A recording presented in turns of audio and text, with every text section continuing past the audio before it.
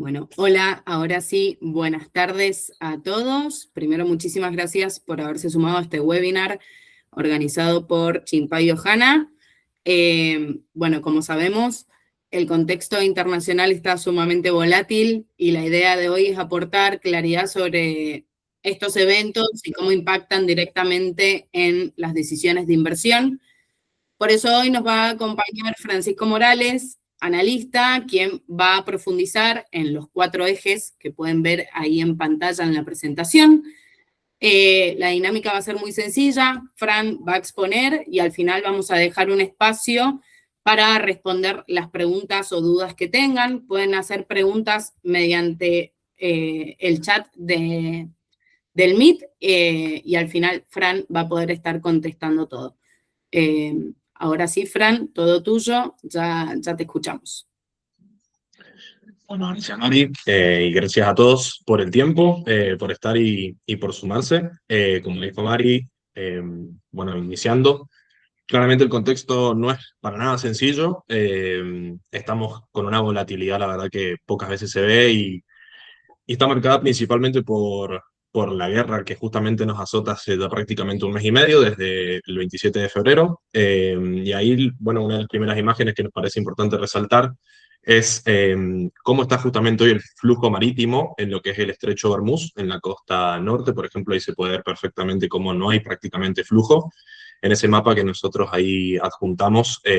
las flechitas rojas son buques petroleros, como se ven no está pasando nada, prácticamente nada, debido justamente al bloqueo que está imponiendo la Marina de los Estados Unidos por orden del mismo Trump, mientras que justamente se están dando negociaciones entre justamente las partes de Estados Unidos e Irán, y siguen habiendo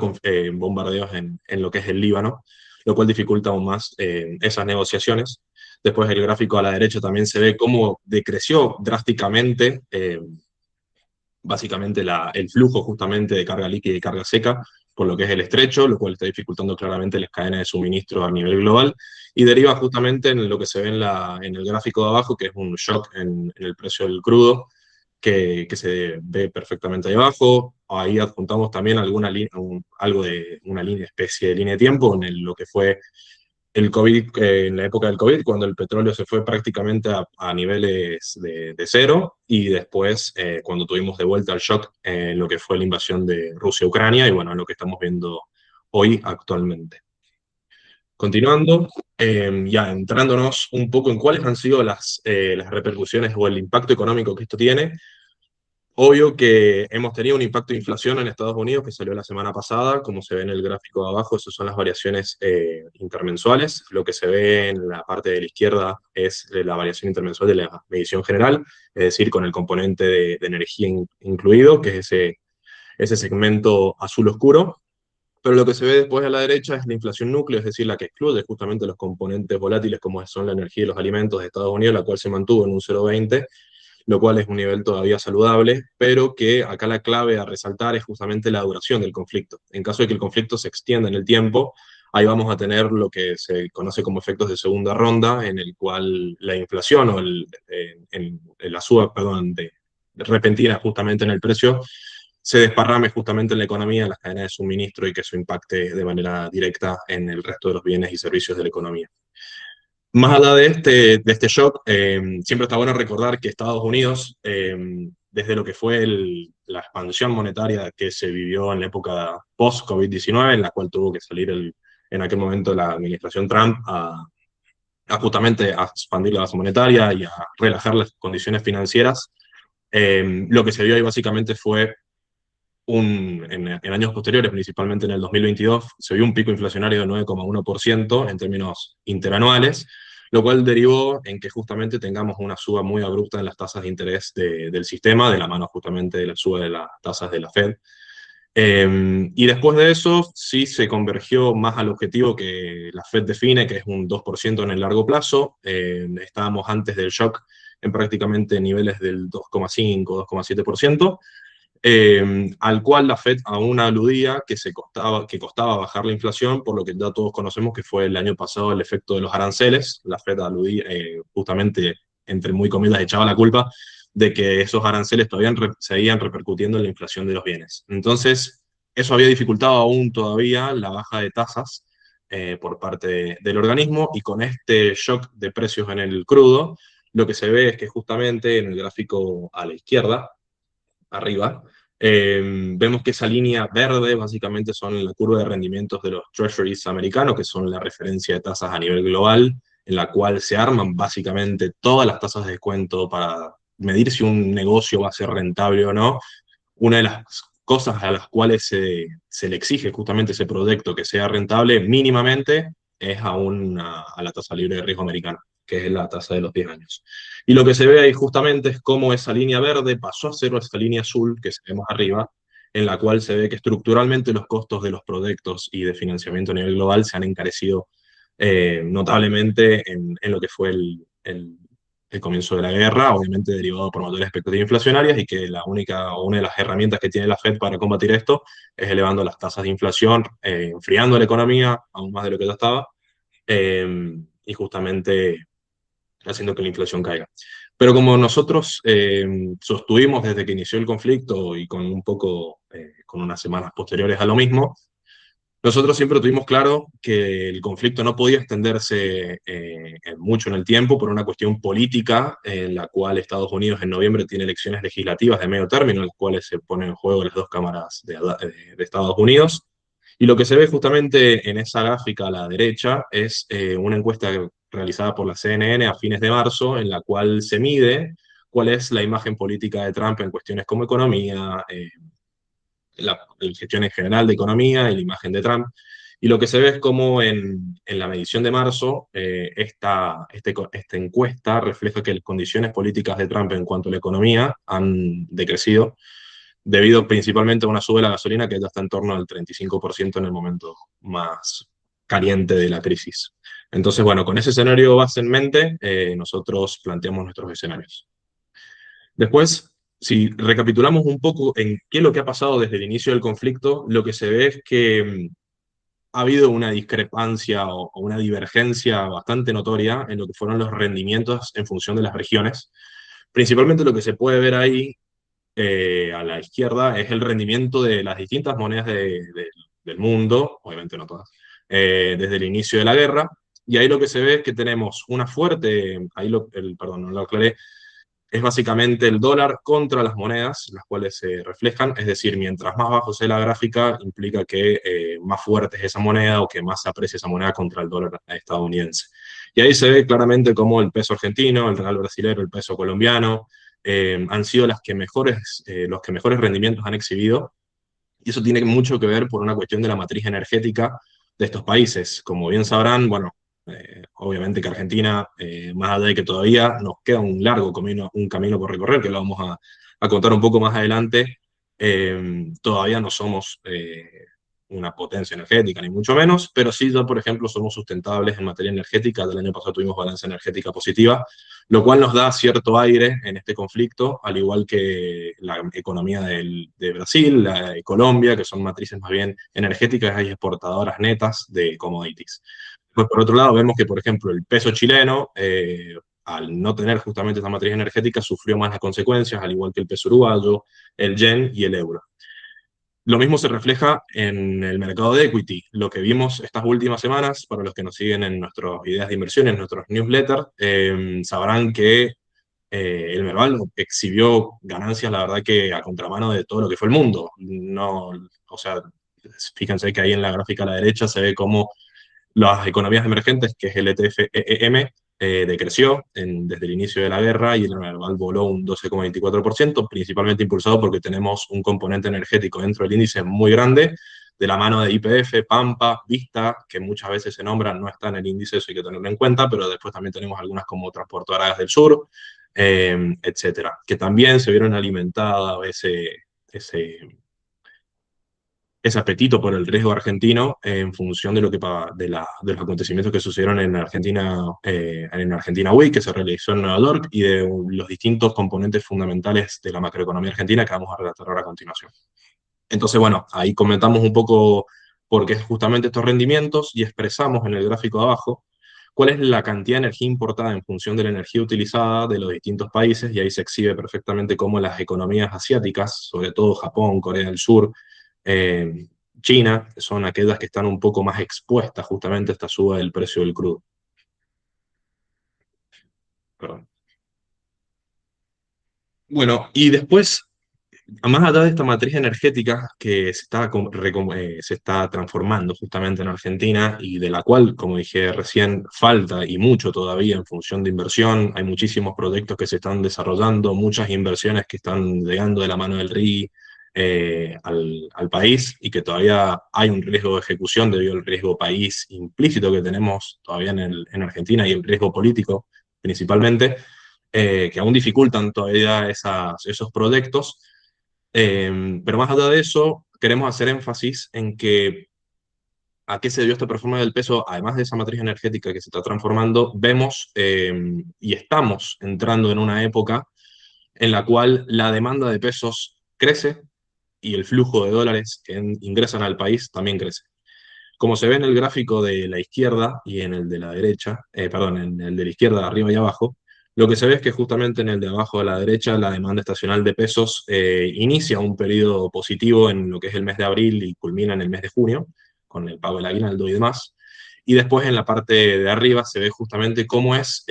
históricamente o en promedio la liquidación del agro en función de los meses del año. No le hagan caso mucho a la parte de esa línea roja y a ese caso atípico que fue el año pasado cuando se dieron la baja de retenciones temporaria que sirvió de puente para que el gobierno pudiese llegar a las elecciones con un dólar un poco más acotado. Pero si tomamos la medida promedio, que es básicamente esa línea gris, lo que se ve es que justamente en abril y mayo es donde tenemos el pico de liquidación mensual de divisas más importante por parte del complejo agroexportador. Que todavía de eso no hemos visto prácticamente nada. Si lo ven en el gráfico de arriba a la derecha, ese segmento azul que está en la última columna, marca justamente aún todo lo que queda por liquidar por parte del agro en términos de liquidación de divisas. Aún todavía no vemos prácticamente nada. Se ha notado un flujo en el mercado libre de cambios que seguimos con el equipo de forma diaria, en la cual hay justamente mucha más presión vendedora, por eso hemos tenido esta muy buena estabilidad cambiaria, incluso con bajas. Hoy el mayorista cerró prácticamente neutro, al igual que los dólares financieros. Y después también otro de los fundamentos, además de que la cosecha se estima que va a ser muy buena en términos de liquidación de divisas, que también acompañan los volúmenes, que como se ve en el gráfico abajo a la derecha, las condiciones de cultivo han mejorado mucho en este último mes debido a las lluvias que han habido en la zona núcleo. Pero además, si lo comparamos con temporadas anteriores como la del 2024 y la del 2025, la verdad que esta sorprende y deja muy buenas expectativas de cara al futuro.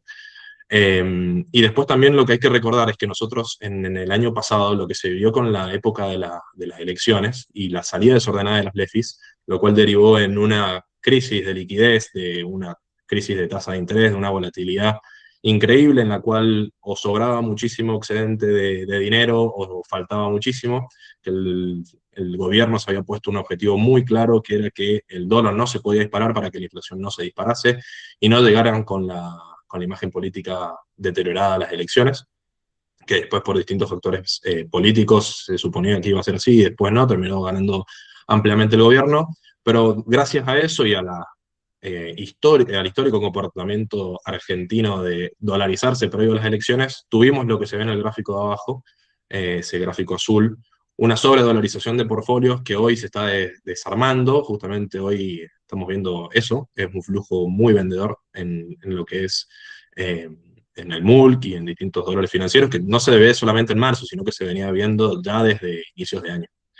Entonces nosotros creemos que vamos a ver estabilidad cambiaria en el corto plazo, que se espera una cosecha récord en términos de volúmenes y muy buena en términos de divisas, con una cotización de la soja y de los commodities que están al alza, debido justamente también al conflicto geopolítico, y que falta aún por ver justamente toda esa liquidación de dólares, pero bueno, desde ese punto de vista no vemos una presión muy intensa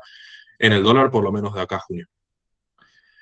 Después, bueno, contando un poco cómo es nuestro posicionamiento actual con nuestros fondos, con nuestros nuevos fondos comunes de inversión, que bueno, ya dentro de poquito seguramente van a estar recibiendo más novedades, pero bueno, esto es un primer acercamiento a cómo están posicionados.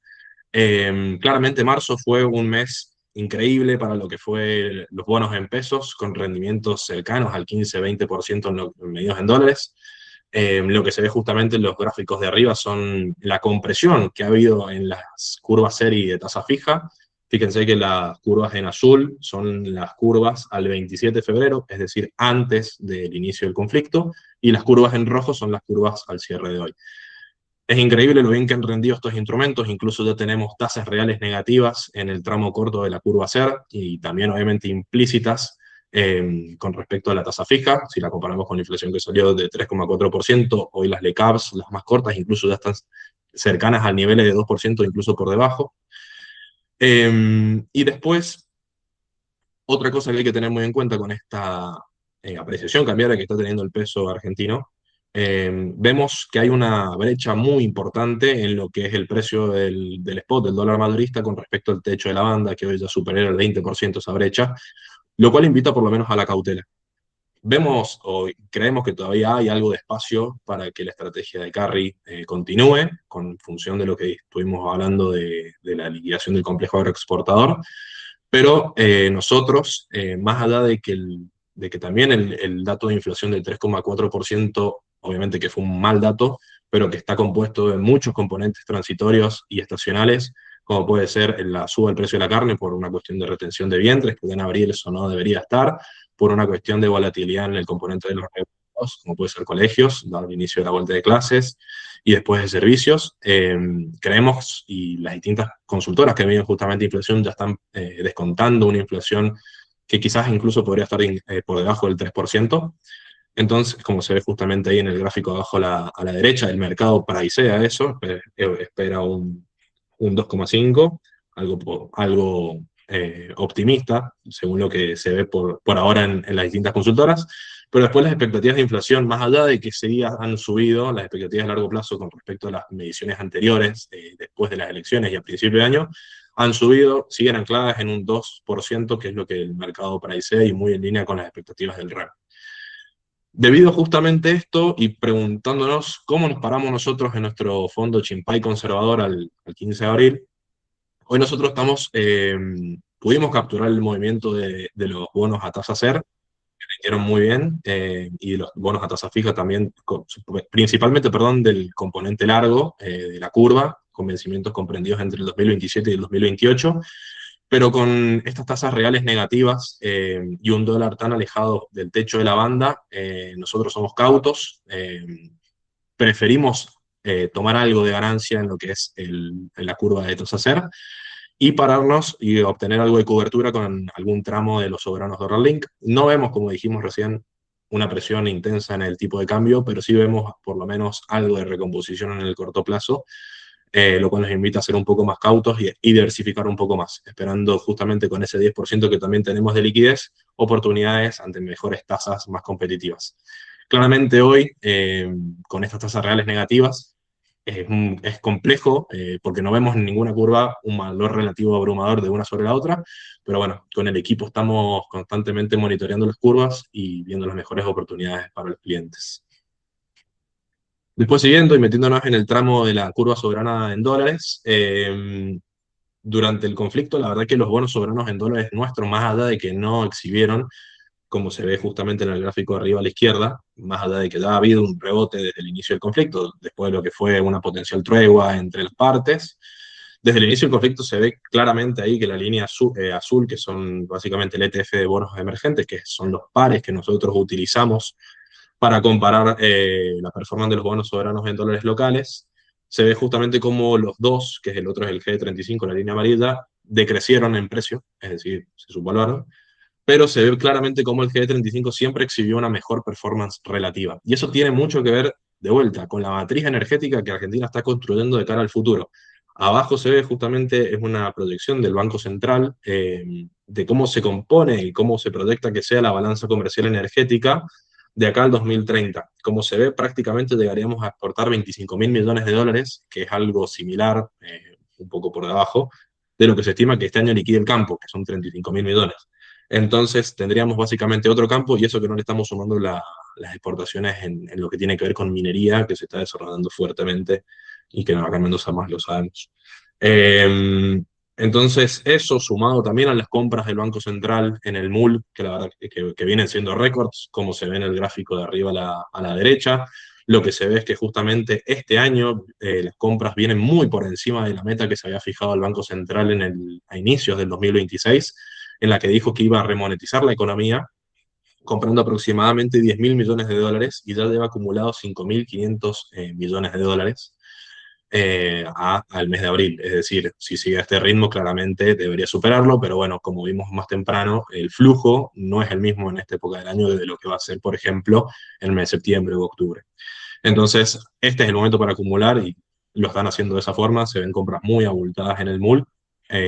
lo cual incluso más allá de las compras se ve justamente esa presión vendedora que sigue bajando e incluso con el central a veces comprando mucho más, el 50% del volumen de cada una de las ruedas. Después lo que hicimos abajo es el ejercicio que nosotros hacemos habitualmente para ver cuál es el bono, en este caso son los globales a dólar, que más atractivo tienen en esta parte de la curva. Lo que se ve en ese caso es que el G41, para perfiles agresivos, es aquel bono el cual ofrece una relación de riesgo-beneficio más interesante que el resto. Después para un perfil más conservador, ya un tramo corto ofrece una buena estrategia, pero básicamente para hacer carry y ya prácticamente a rendimientos muy cercanos a la tasa libre de riesgo, entonces no vemos tanto atractivo en esa parte de la curva. Hay otras posiciones en dólares que nos parecen más interesantes, que da incluso para otro webinar. Así que eso es un poco el posicionamiento. Nosotros nos sigue gustando la parte larga de la curva, principalmente el G41, vemos valor. Básicamente esta suba en el riesgo país desde el inicio del conflicto tiene mucho que ver principalmente con el endurecimiento de las condiciones financieras globales, como vimos recién de la curva de los treasuries americanos, pero que tiene poco que ver con los fundamentals de Argentina, que es una de las principales variables, como se ve ahí, es una de las más sensibles y la que el mercado reclama constantemente al gobierno, que es acumular reservas. El gobierno, la verdad que este año viene muy bien en este sentido, y justamente nos da la pauta de que este componente del riesgo país lo vemos bajando, por lo menos hasta la zona en la que estaba antes del previo al conflicto. Después, yendo a la parte de equity, con nuestro fondo Chimpay agresivo, lo que estuvimos haciendo estas últimas semanas, luego de este shock en precios en el crudo, fue hacer una rotación estratégica desde energéticas, que es como estaba posicionado antes nuestro fondo agresivo,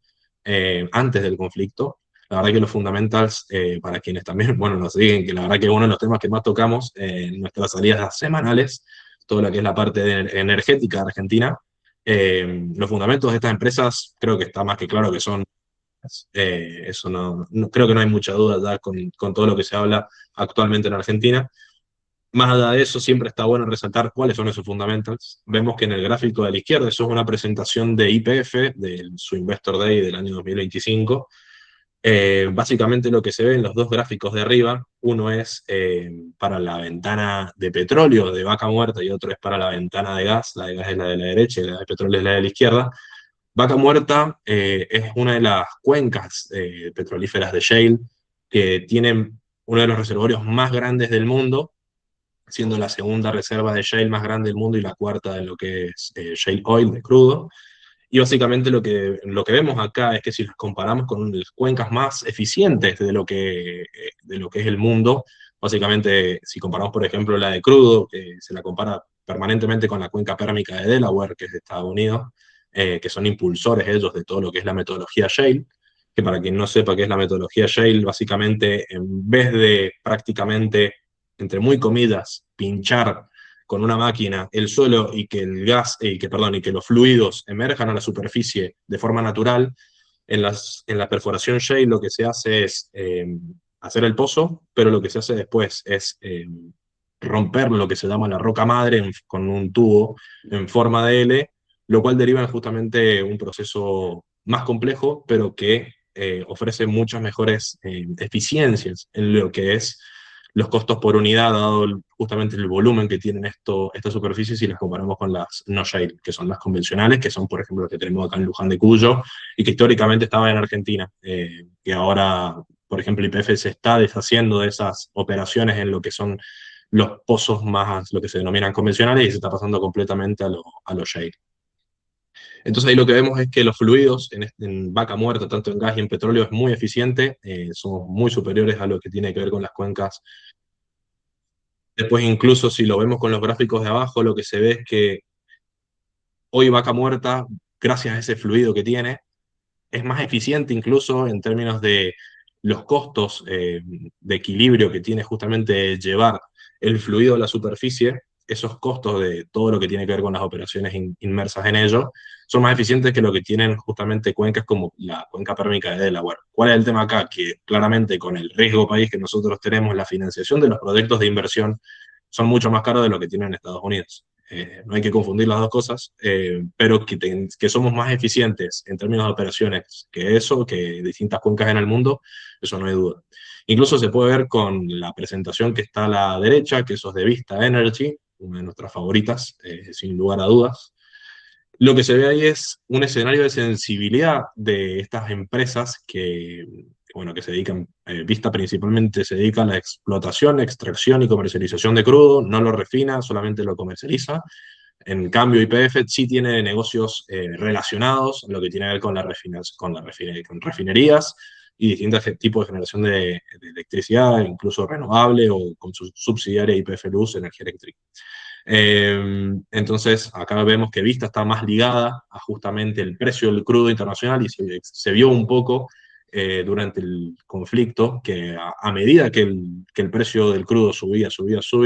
la que subía en ese sentido, incluso un poco menos, era Vista, pero la que había quedado muy rezagada fue YPF.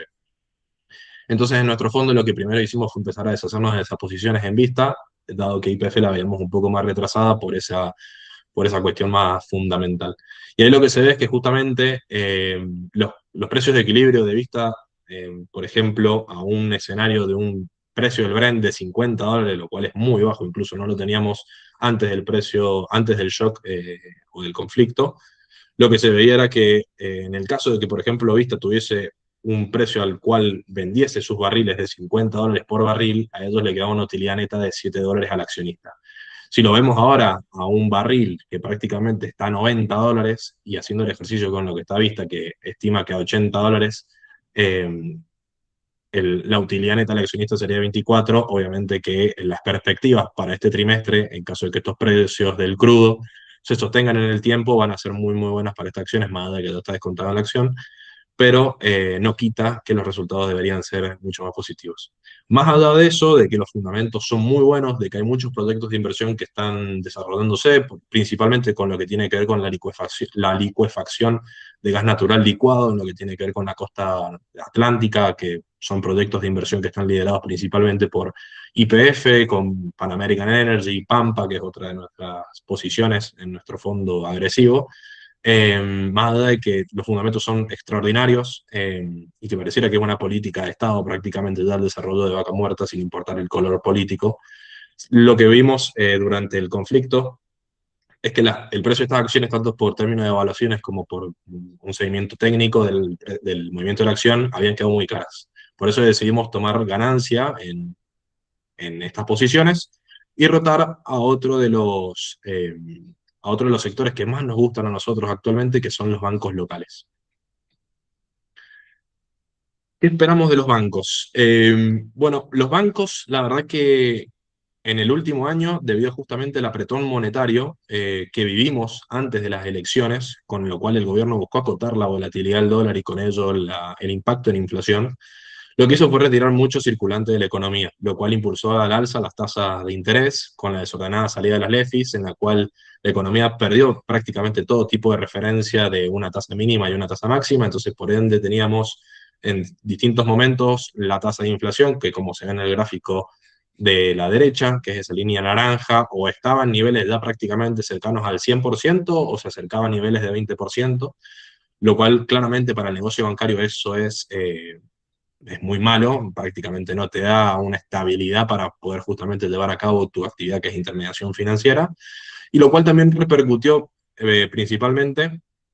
en un estancamiento de la actividad que repercutió principalmente en lo que es la mora. En los últimos trimestres de los bancos lo que se viene viendo fuertemente es eso, cómo crece el ratio de irregularidad al sector privado. Lo que se ve en el gráfico a la izquierda es justamente eso, ahí se ve claramente cómo esa línea naranja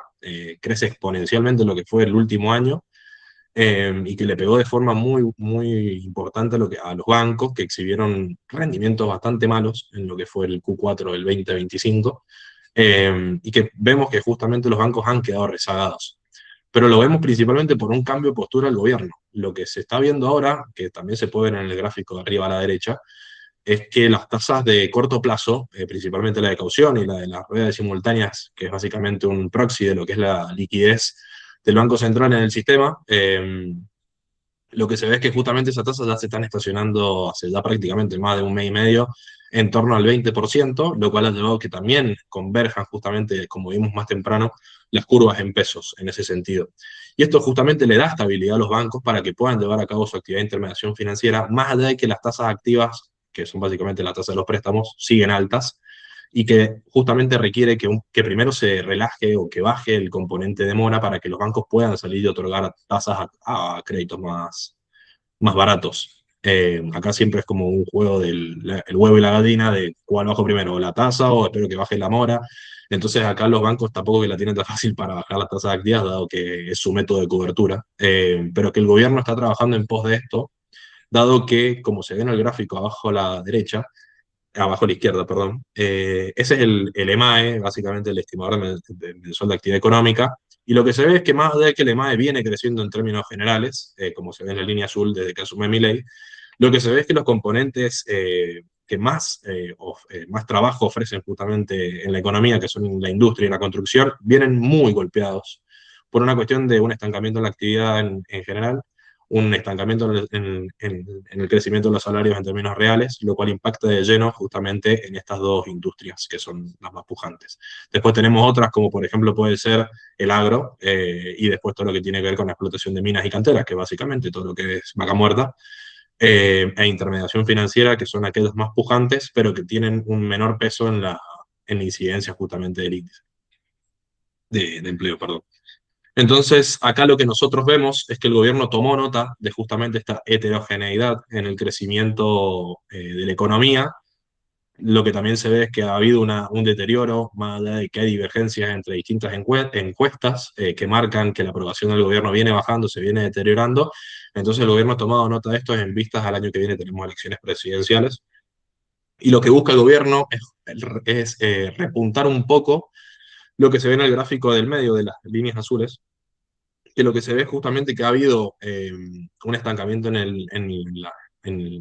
crédito del sector privado en pesos, que se ve desde que el fin de las LEFIs se estancó, prácticamente no ha crecido. Entonces acá lo que el gobierno busca hacer es dar mayor estabilidad a los bancos, pisar las tasas con mayor liquidez, que es básicamente mayor circulante, que se ven esas líneas azules, celestes del gráfico a la derecha,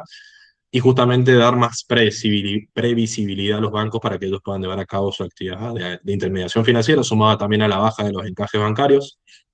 y distintas medidas que van en este sentido. Entonces, por eso nosotros, en nuestro fondo Chimpay Agresivo, básicamente vemos que los bancos están baratos, los vemos subvaluados con respecto si lo vemos con distintos pares de la TAM. Hoy básicamente este es un ratio que mide, en realidad no es el EV/EBITDA, eso me quedó pegado, en realidad es Price to Value. Es básicamente cuánto estamos nosotros dispuestos, los inversores, a pagar por lo que el banco vale en términos contables, ¿sí? Por ejemplo, en el caso de Galicia estamos dispuestos a pagar 1.2 veces lo que vale el banco en términos contables. Si eso le sacamos una media a los bancos más importantes de Argentina, que son los que tienen ADR, que son Galicia, Francés, Macro y Superville, eso nos da una media de 1.2 veces, mientras que la media de la TAM está en 1.95 veces. Creemos que los bancos ofrecen un interesante atractivo que los vemos atrasados, y que en función de que se solucione este conflicto geopolítico, los bancos también son aquellos que tienen más beta, lo cual es en caso de que justamente haya una recomposición en condiciones financieras globales, deberían ser los que más atractivos ofrezcan. Por eso nuestro fondo hoy está posicionado en un 41% en bancos locales. Redujimos de forma muy importante posiciones de oil and gas, más allá de que mantenemos un 25% con principalmente YPF a la cabeza. Pero bueno, esa es un poco nuestra visión en lo que es bancos. Y bueno, la verdad que somos bastante optimistas con eso para este año, que ellos esperan tener un buen año. Ya dijeron en sus presentaciones anteriores que esperan que la mora haga un pico en este primer trimestre del año 2026 y que después los niveles de irregularidad bajen. Y al mismo tiempo dijeron que esperan muy buenos niveles de rentabilidad si los comparamos con el año pasado, que estuvieron en torno al 5%. Esperan que este año estén en torno a 10%. E incluso ya, por ejemplo, algunos se animan a dar estimaciones de que a partir del 2027 Banco Galicia, por ejemplo, estima que ya van a estar por encima del 15% de ROE, que es mucho más alineado a lo que rinden los bancos de la región. Después, con respecto a su cartera de crédito, también creen que van a seguir creciendo a buen ritmo, al igual que los depósitos. Entonces, bueno, la verdad que somos bastante optimistas con este sector en particular. Después, pasando al panorama internacional, que es algo que hoy está muy en tela de juicio y que nos consultan bastante. Una de las dudas que más ruido nos hizo con el equipo y que es lo que buscamos contestar semanas atrás y que nos gusta compartirlo, es nosotros en el año 2025 vimos una outperformance de los mercados emergentes contra lo que fue la renta variable en Estados Unidos. Se vio muy claramente con la performance del ETF Mercados Emergentes. China fue otro de los mercados que más voló el año pasado. Eh, y básicamente nosotros se lo atribuimos a un deterioro de las condiciones crediticias o del perfil de crédito que tiene hoy actualmente Estados Unidos. Básicamente hoy, como se ven en esos dos gráficos de arriba a la izquierda, que elaboramos en función a métricas del Fondo Monetario Internacional, se ve cómo Estados Unidos, en ese conjunto de países, que son los países desarrollados del mundo, presenta niveles de deuda como porcentaje, como nivel de PBI más elevados, un poco excepcional en términos de deuda, pero Estados Unidos libera justamente en términos de deuda bruta en ese sentido, e incluso lo que también se ve es que Estados Unidos mantiene niveles de déficit primario muy negativos, prácticamente del 4%, lo cual justamente implica que Estados Unidos se tenga que volver a endeudar para poder justamente cubrir ese hueco fiscal que tiene y aún así y seguir justamente incrementando la deuda que ellos hoy ya sostienen y que es muy alta. Un poco por esto, básicamente lo que mostramos en ese gráfico arriba a la derecha es la tasa de rendimiento del bono de tesoro de Estados Unidos a 10 años, que como comentaba anteriormente, debido al proceso inflacionario que se vivió en el 2022, la Fed hizo uno de las subas de tasa más agresivas de la historia, pasando de prácticamente sus fondos federales de un 0,25% a un 5,5% en el lapso de un año y medio, lo cual es de las subas más agresivas de la historia. Y eso justamente derivó en que la inflación cadera, pero al mismo tiempo implica otro problema, que básicamente estas tasas son bastante altas para lo que es el refinanciamiento de esa deuda. Por eso que siempre se ven embates políticos y confrontaciones entre Trump a los principales miembros de la Fed, que hoy lidera Jerome Powell, con distintos acusamientos políticos y demás, que hacen que justamente eh, haya una crisis institucional en Estados Unidos, que es un poco lo que se vio el año pasado con el deterioro de la tasa del bono de tesoro de Estados Unidos y la depreciación del dólar del 10%. Además de justamente las variables malas que tiene Estados Unidos en términos de deuda y déficit, la el deterioro institucional con la volatilidad que impone Trump, de justamente a un día me levanto de buen humor y pongo tarifas, después las saco y así sucesivamente con distintos eventos que hemos tenido, impone volatilidad y eso hace que distintos bancos centrales alrededor del mundo el año pasado hayan decidido liquidar sus posiciones en el bono del Tesoro de Estados Unidos, que antes eran concebidos como reserva internacional, y que se pasaron al oro, perdón. Por eso que también vimos el año pasado justamente esa suba tan abrupta en lo que fue los distintos metales preciosos. Un caso claro, el oro y la plata, que el año pasado fue algo increíble. No parecían ser activos tan conservadores, todo lo contrario. Y bueno, y un poco en este limbo que se encuentra Trump y Powell principalmente, que ya le queda solamente una reunión y después será reemplazado por Steve Mnuchin, que es mucho más del palo de Trump, mucho más pro baja de tasas. Lo que se ve justamente es que tuvimos un shock en los precios de la energía en Estados Unidos, que eso fue lo que hizo que el nivel de precios creciera muchísimo en la última medición, pero bueno, lo que se ve todavía es que la inflación núcleo, como dijimos al principio de la charla, sigue anclada a expectativas de largo plazo del 2%, según lo que menciona constantemente Powell en sus conferencias de prensa habituales. Por ahora no se ha roto nada, pero que si la duración del conflicto, como dijimos antes, se mantiene, bueno, podría tener otro peligro, pero claramente no puede bajar tasas con estos niveles de inflación, claramente no va a poder ser. Eh, Así que nada, estaremos atentos. Básicamente, a principio de año se descontaba que las tasas de interés se iban a recortar en 2 veces, en 25 puntos básicos, y hoy no se descuenta prácticamente ningún recorte. A lo sumo se descuenta uno para la reunión de diciembre, con lo cual se dificulta, en caso de que se mantenga esta política y no la cambie Stephen Miller, más allá de que tiene un comité que vota, que tiene distintos representantes. Veremos cómo es la dinámica justamente en este sentido. Y después, continuando con esta tesis de si emergentes o Estados Unidos, bueno, nuestra opinión es clara. Nosotros creemos que que lo que vivimos en realidad durante la época, durante este conflicto, que ya se está empezando a revertir, que con esa apreciación del dólar que actuó como activo refugio, más allá de que nos sorprenda, cuando antes se venía depreciando un 10% y ahora se apreció en el periodo de la guerra. Básicamente, creemos que esto es una pausa o es una corrección contratendencial, si lo queremos ver en términos de análisis técnico, de lo que venía siendo ese movimiento a la baja del dólar. Nosotros creemos que el dólar va a seguir estando debilitado en función a justamente estos factores fundamentales que estamos mostrando. La deuda y el déficit son elevadísimos en Estados Unidos y no van a cambiar. Como se ve justamente en los gráficos de arriba, vemos que está el ingreso y los gastos fiscales. Los ingresos son esa línea celeste, azul, que eso es una proyección que hace la Oficina de Presupuesto del Congreso de Estados Unidos, que se ve que justamente se amplía esa brecha entre los ingresos y los gastos fiscales, que es la línea de abajo, hasta niveles del 2030, en el cual, por ejemplo, para este año 2026 se estima que el déficit fiscal va a llegar a ser del 5,8% en términos del producto, y que para el 2036 va a ser del 6,7%, cuando en los últimos 50 años el promedio estuvo en 3,8. Es decir, el deterioro no es menor, es bastante abultado, y eso se refleja claramente en el gráfico abajo en lo que es la deuda. Hoy tenemos una deuda, como dijimos recién, deuda bruta en términos del 120% y deuda neta en 101%,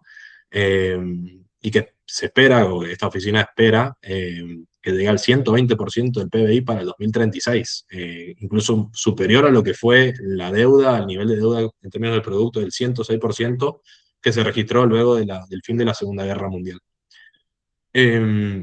Entonces acá lo que vemos, en ese gráfico abajo a la derecha, ese es el ratio de mercados emergentes contra la bolsa americana, el S&P 500. Básicamente acá, mientras más bajo esté el índice, implica que más positivo es para la bolsa americana, o que mejor le va en términos relativos a la bolsa americana que a mercados emergentes. Y lo que se ve ahí es que desde hace un tiempo bastante pronunciado, prácticamente desde inicio de década, después de la crisis financiera del 2008, se vio que justamente el S&P outperformeó, pero por mucho, a mercados emergentes. Pero sin embargo, a principios de año y con el rally que tuvimos el año pasado en emergentes, esa tendencia parece que se rompió.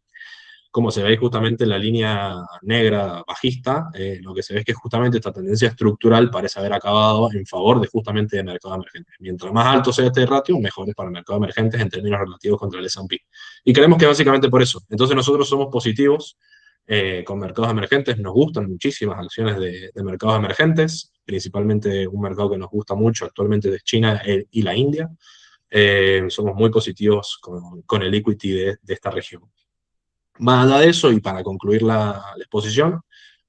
aún así vemos valor en distintos papeles tecnológicos de Estados Unidos. Lo que se puede observar acá es un poco de valoraciones. Básicamente acá lo que vemos es cuánto están dispuestos a pagar los inversores en relación a las ganancias que generan las distintas regiones y empresas. Lo que se ve en el gráfico de arriba a la izquierda, perdón, es básicamente que hoy vemos que Brasil es aquel mercado del cual está más sobrevaluado en términos de valoración, y después vemos que hay otros mercados, como por ejemplo el Nasdaq, el cual, como sabrán, tiene un componente tecnológico bastante importante, el cual presenta justamente términos de subvaluación. Dentro de este índice Nasdaq no vemos a todas las empresas por igual, pero sí creemos que hay valor en la mayoría de ellas. Después lo que seguimos viendo es que al lado, el year to date, vemos en términos de sectores dentro de Estados Unidos, Y lo que se ve ahí es que tuvimos, obviamente, con el rally de la energía, tuvimos justamente una sobreponderación en las carteras en estos papeles, y después tuvimos una subvaluación en las carteras de lo que tiene que ver con todo lo que es tecnología de la información, finanzas es otro de los sectores que viene muy castigado y que presenta valoraciones también muy interesantes, que son papeles que también seguimos y nos gustan bastante los fundamentos de algunos en particular. Entonces, acá lo que vemos, más allá de que, por ejemplo, Brasil es un país emergente y que nos gusta en el largo plazo y que sabemos que tiene, en términos políticos, elecciones en el corto plazo, creemos que hoy no decimos que no nos gusta Brasil, sino que estamos diciendo que ve un poco más de valor en las tecnológicas de Estados Unidos. Incluso si lo vemos en términos de valoración, hoy lo que se aprecia en el gráfico de abajo a la izquierda es cuán subvaluadas están las siete magníficas, o cada una de ellas, en función a sus promedios históricos. Lo que se ve ahí es que hay empresas como Microsoft, Nvidia, Amazon, que están subvaluadas con respecto a términos históricos. Hay una gran duda, principalmente con Nvidia, que es uno de los papeles que a nosotros más dudas nos dejan, que más allá de que tiene unas estimaciones de crecimiento que son increíbles, que prácticamente se espera que este año crezca un 70% en términos de earnings, eh, claramente Nvidia, al actuar prácticamente como, no un monopolio, porque compite con AMD y con Intel de cierta forma, más allá de que Intel está rezagada en términos tecnológicos, creemos, y de la mano de justamente, por ejemplo, los chips que está desarrollando lo que se denominan hyperscalers, básicamente el negocio acá es Nvidia genera un chip, esto se los vende a Google, Microsoft y Meta y a Oracle, que básicamente son aquellas empresas que se dedican a dar infraestructura o a brindar a sus clientes infraestructura en la nube para que los clientes, caso como ChatGPT, por ejemplo, puedan correr sus modelos de inteligencia artificial, hacer trabajos de inferencia, entrenamiento, los cuales justamente son los modelos de IA que nosotros utilizamos a diario. Creo que debe haber muy poca gente que no utilice estos modelos.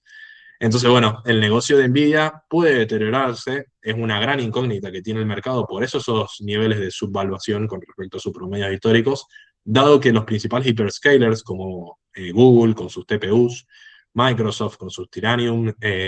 están la gran mayoría desarrollando sus propios chips con el objetivo de justamente bajar esa dependencia de Nvidia, a poder abaratar esos costos, ser más eficientes y ofrecer claramente márgenes de rentabilidad que ya son abultados, son muy sólidos, son una de las cuestiones que más nos gustan a nosotros de las tech,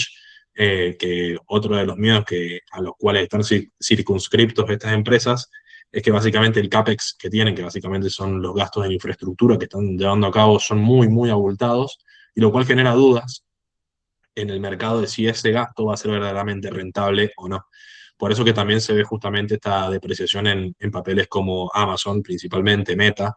que también tiene otros con Google, otros conflictos legales en función de sus algoritmos y demás. Y después también, para cerrar el comentario de las Macs, que me parece que hoy valía la pena hacerlo por una cuestión de que vemos precios bastante interesantes. Microsoft es otra de las que están más golpeadas, sin duda, por una cuestión de toda la crisis que está viendo el sector de software a nivel global, que básicamente la tesis o lo que se comenta es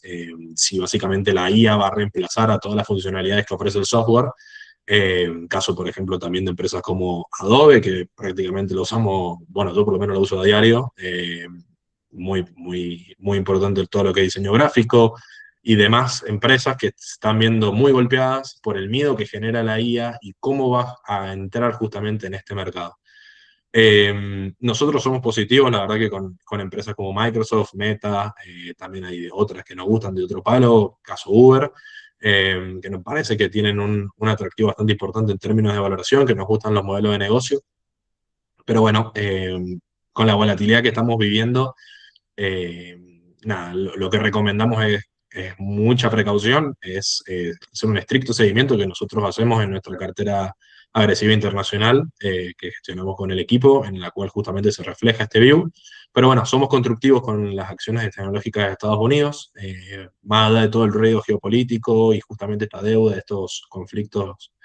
de deuda y de déficit, la economía americana sigue sólida.